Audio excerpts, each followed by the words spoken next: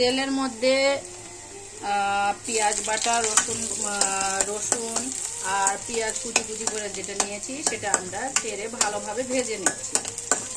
এর মধ্যে একটু কাঁচা মরিচ দিয়ে দিব, কাঁচা মরিচ দিয়ে একসাথে ভেজে নেব।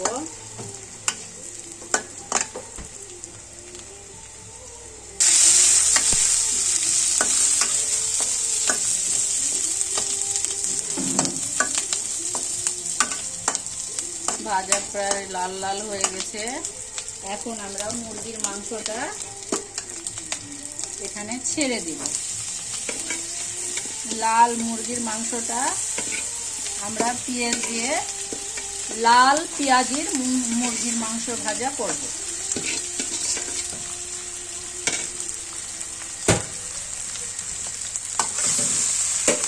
বেশ ভালোভাবে নাড়তে হবে।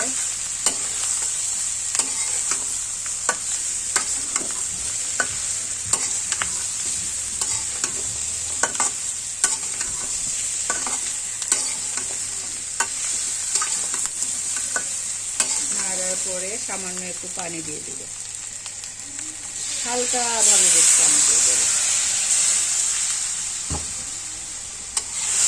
তারপরে আর একটু নেড়ে চেড়ে আমরা এটা ঢেকে দিব।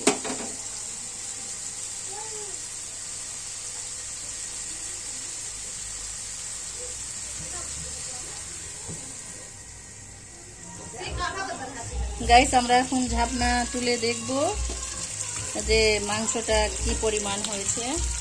লাল পেঁয়াজি মুরগির মাংস ভাজাটা হ্যাঁ বেশ সুন্দরভাবে হয়ে এসছে।